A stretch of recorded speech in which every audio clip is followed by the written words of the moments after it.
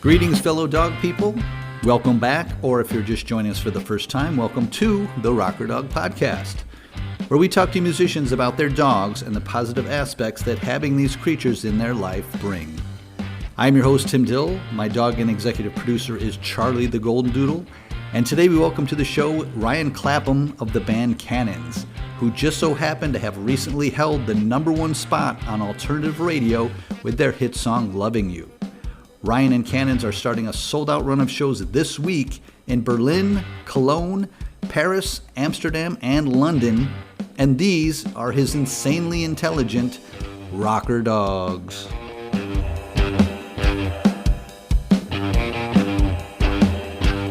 Yeah, I have Banjo and Hocus. Okay, and I noticed they've got full names. Banjo Bruce and Hocus Cornelius. Yeah, he's So when we first picked up Banjo, he actually had a name. We picked him up as a puppy, but he was Bruce first. And I think they named him Bruce after the shark from Finding Nemo because he was a bit bulky and he was just like constantly hungry for food. And it kind of stuck. It just rolls off your tongue really easy too. Banjo Bruce. He has so many nicknames, but Banjo Brucey Baby is definitely top of the list. And then Hocus Cornelius, he's a corgi. At least we think he is. I mean, he looks like a corgi. I think he's like a corgi hybrid, something or another. Yeah. And then Floof, I think they just kind of, I was anticipating maybe a little bit more fur on him, but he's not as floofy as I thought he'd be. But the name stuck too. Okay. And he goes by a dozen nicknames as well. I actually call him Schnitzel more than I call him Hocus, which is funny.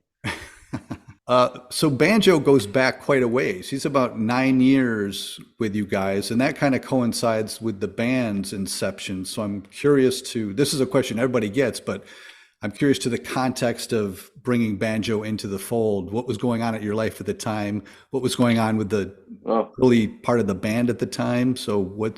Sure, yeah. So my wife, who's my girlfriend at the time, we had just moved out into a into a 1-bedroom apartment, and for some reason thought this would be the perfect time to get a dog.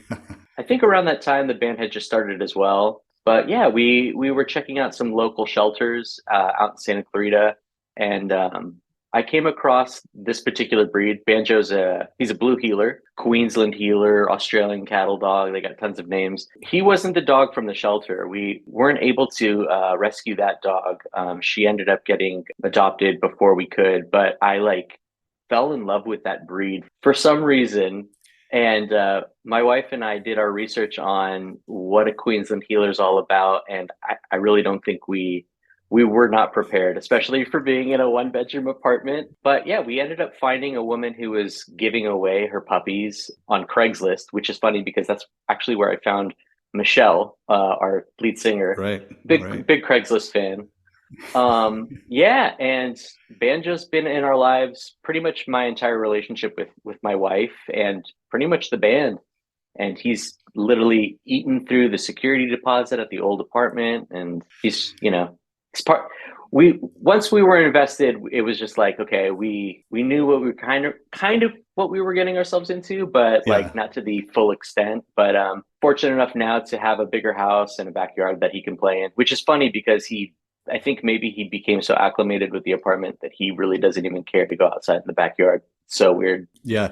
I mean, one of the things I learned with this podcast, I wasn't really familiar with, I heard the term working dog all the time, but I didn't really put 2 and 2 together that it just means they're super smart and they've got this energetic drive to just never stop moving. They're insanely intelligent. I think a lot of people call them like the velociraptors of dogs. And yeah, they constantly need a job. I mean, we were like, okay, cool. We could go on hikes. No, it's like you have to backpack like the Alps with these dogs. They never get tired. What was kind of you insinuated that you did do your research and you weren't fully prepared. And that's actually the first thing I wanted to talk about was, did you know what you were signing up for? What was just the early indications? Was it just this, especially as a puppy, was this dog just full blast all the time?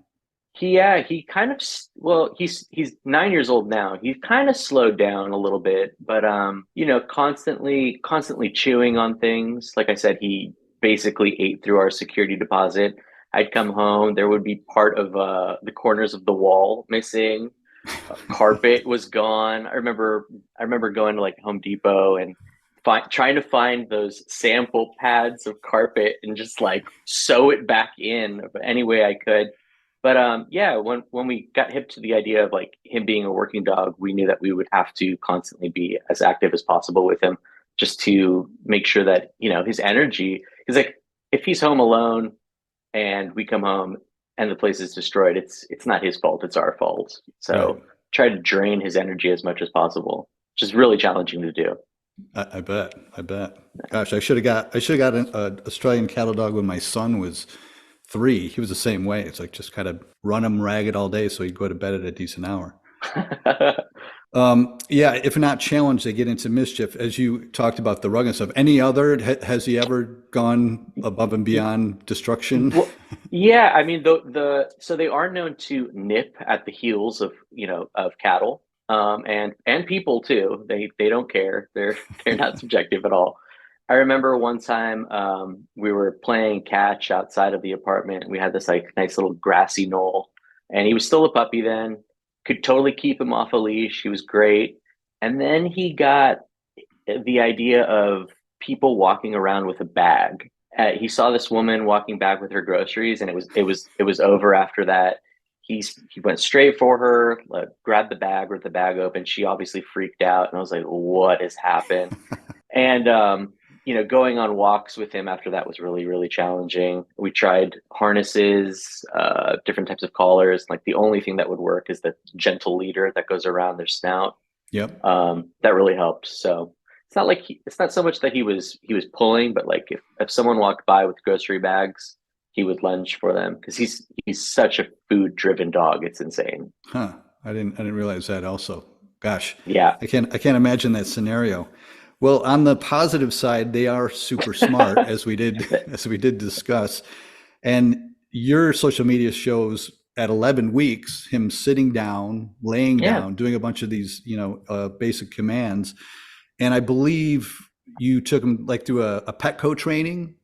We did, yeah. We took him through a basic Petco training course where, we could teach him how to walk on leash and just kind of get the fundamentals of how to basically be a little bit more alpha and train your dog.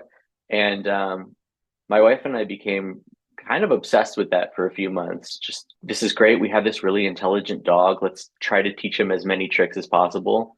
So within a short amount of time, I think we were able to teach him, lay down, sit, bang, bang, which is always a crowd pleaser. Yeah. He's the type of dog that constantly knows what's going on. Like he's just so intuitive. It's insane, which is good and bad at the same time. And they're also, like, I think most dogs, very like clockwork. He wakes up every day at the same time. Sometimes he tries to wake us up a little earlier. And if we do give in to that, he knows the next day. Like yesterday, they woke up at 7:50 instead of 8 o'clock. So he's very, very smart dog. What's kind of his routine? Like, does he need to go out fairly quickly, or can you guys have a cup of coffee first and then? His routine is to bark as loud as he can around 8 o'clock. Used to be 7 o'clock, and I think we were just like, just don't give in to this, because if we do, he's gonna have power over us. Yeah, his routine is he eats in the morning, and then as soon as he eats, he goes out, and then we try to give him a walk around the block. We come home, we do our work stuff, and then again, we try to go on another walk. We used to play catch in the backyard till Hocus came around, and getting him acclimated with Hocus, it's still taking a little bit of time. It took a few months. I think he likes Hocus. He'll definitely lay around with him, but I still think he's like, who is this new guy, and why did you bring him into my place? Good lead in. What was the impetus for bringing Hocus into the equation? Um, because we did get a bigger place. We thought it was, we learned our lesson. Like having a small place, especially for a dog like Banjo, is just it's not a good idea. And I highly suggest, if anybody decides to go that route, try, maybe if a friend has that dog or something, pet sit that dog for a week if you can. See what you're getting yourself into. Yeah, just having a bigger space, Banjo's, he is getting older, although that dog breed does live, hopefully forever, but 12 to 15 years. And we thought, since I'm on the road a little bit more, my wife's at home. If she ever goes out and about, at least we thought maybe Banjo would have like a buddy to just hang Hmm. out with. So we didn't want to keep him home alone all the time. Yeah. And did you guys read up on how to acclimate two dogs, especially, We, these dogs that probably couldn't be more different? yeah, no, we did. We went down the rabbit hole of that as well. University of YouTube, man. That'll teach you a lot. Yeah, we ended up, I think if I'm not mistaken, we tried to get something that like smelled like Hocus from his previous owner and bring it home for a little bit so Banjo can like sniff it out and be like, what is this? And then obviously brought them outside into the backyard before, meeting each other because like dogs are so territorial, especially blue heelers.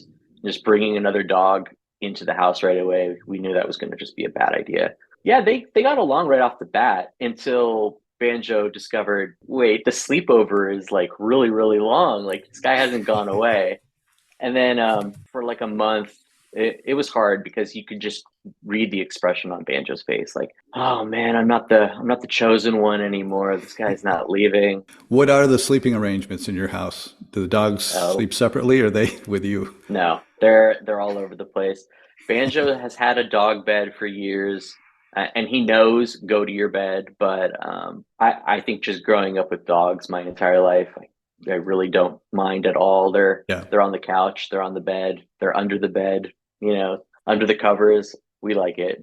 Sometimes it's obviously very uncomfortable because Banjo for a blue heeler, I think ended up becoming a little bit bigger. We've seen blue heelers out in the wild and they're like half the size of Banjo. So it kind of makes me wonder if Banjo is mixed with maybe like a German Shepherd of some sort because he's like a Right. whopping 70-pound dog. And I Oh, think they're wow. That's supposed, funny. yeah, I wouldn't have they're guessed supposed to that from the be, photos.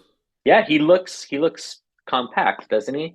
He's pretty big. He's pretty intimidating to people too. But yeah, don't mind them sleeping in the bed at all. And what about Hocus's demeanor? I mean, I know the corgis I come across, they're so, just physically they're very sweet looking, but they're the ones that are always barking and like lunging. I So, saw, I saw, or I listened to one of your podcasts about you talking about a corgi down the block from you being a natural born killer, yeah. and you are absolutely right. He's the sweetest dog in the house. As soon as he goes out there, man, he completely changes his demeanor. He can see another dog from across the street, and he wants. I don't know if he necessarily wants to attack them, but he definitely wants to claim his alpha, which is really weird because this is him on the shirt. He's like this big. He definitely has that Napoleon syndrome going on. Great But I dog forget, though, I absolutely. forget the breed itself too. They are like a hunting breed, aren't they? They're actually a working dog as well. They're oddly enough bred to herd cattle as well, which is really weird because Hmm. they're so small. But and he might not also be 100% corgi too. He Right. looks like he could be some type of Australian Shepherd mixed with a corgi because he definitely has this very interesting coat that screams Australian Shepherd. Yes. Yes. Very much so. That's funny. Back to, I guess, to the both of them, it seems like you guys, they don't hold you back and they probably, given their energy, they encourage you Hmm. guys to get out and about. I know you're seem to be big hikers, but they've been to the ocean, they've been camping, so it Hmm. is a great breed that you don't need to, find a sitter to not take them somewhere. So do they help? Is that sync up with your personality or they kind of push you out to do more things? No, I'm definitely more. I feel introverted. I feel like my wife kind of is in the middle of that, but that is something that getting older, I wanted to do. I wanted to break out of my shell a little bit more. I wanted to go on hikes. I wanted to go camping, and just having a companion that I knew he was benefiting from doing those type of things would be just such a great addition to the family. So Hocus, on the other hand, I think he's okay with long walks. He actually surprises me because he's got such little legs. Hmm. I heard they can get really tired easily, but he can surpass Banjo's energy on hikes these days. Banjo's definitely slowing down, being 9 years old. Hocus is kind of one of those. wind up Energizer bunnies. He just doesn't slow down. And you're just like, how is this little dog doing this? Yeah, I don't know.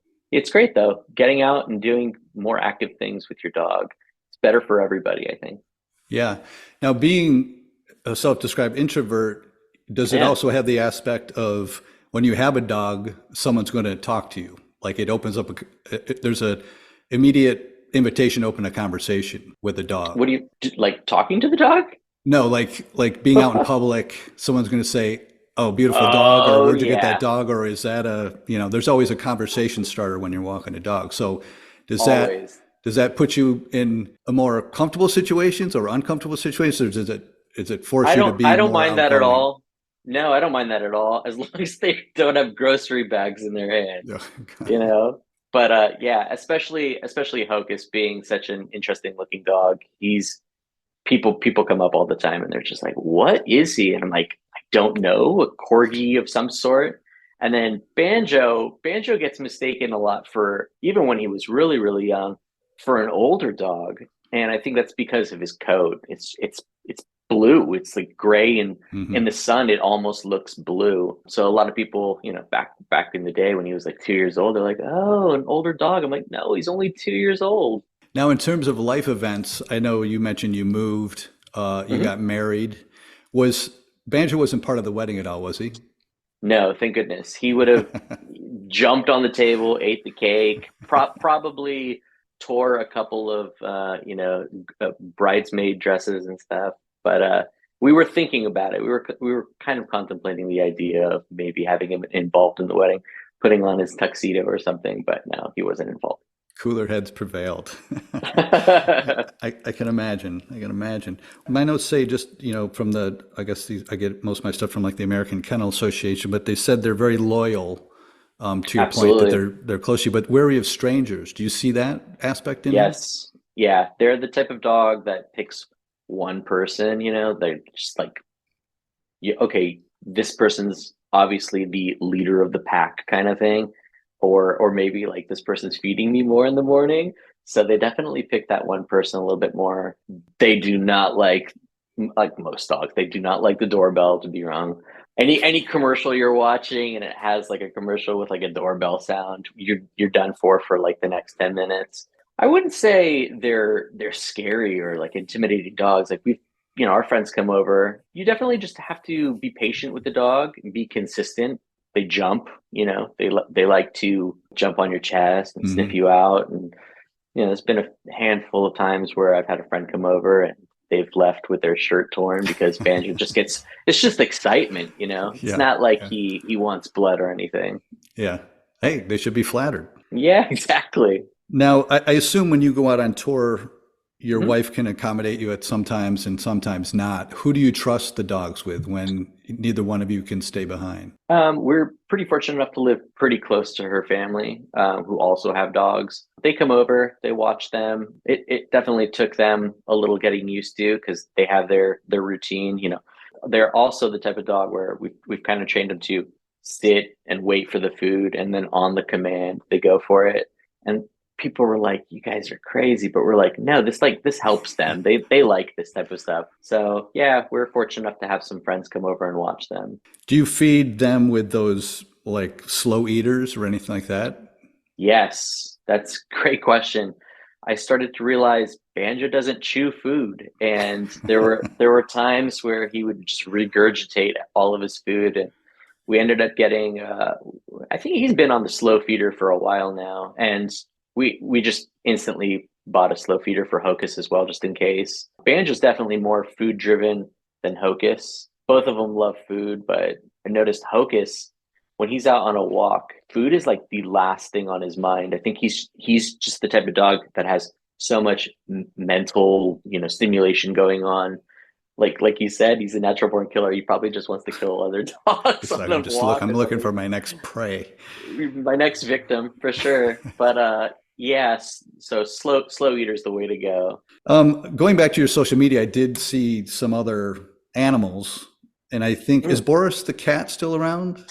Boris the cat is not still around. Unfortunately, when Banjo was a puppy, Boris was around. I think Boris only was around for maybe like 6 months. How was puppy Banjo with the cat in the 6 months they Pup, had? Puppy Banjo was really, really great with Boris, which is kind of another reason we got Banjo as a puppy because I had this cat and I didn't know if like I brought in an older dog, is my cat gonna be eaten alive by this older dog?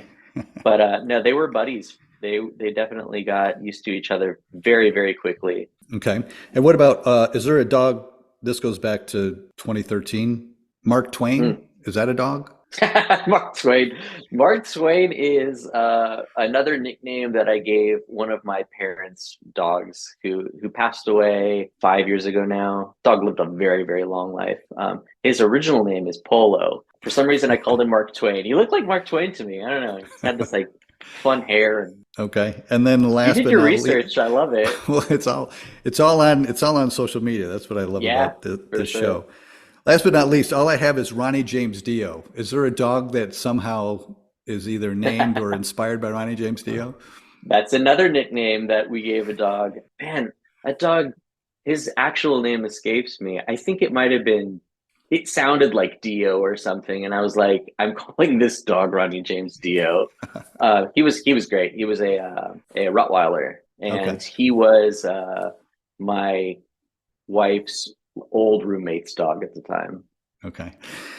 Now, as a whole, this question should already be answered by everything we've set up to now, but I want to ask it because it's kind of how I pitch you guys. It's kind of how I gear the show. But what do these two dogs bring to your lives? What kind of value do they bring? Oh my gosh, everything. They are family. I feel like both myself and Amber have learned so much just having Banjo in our lives.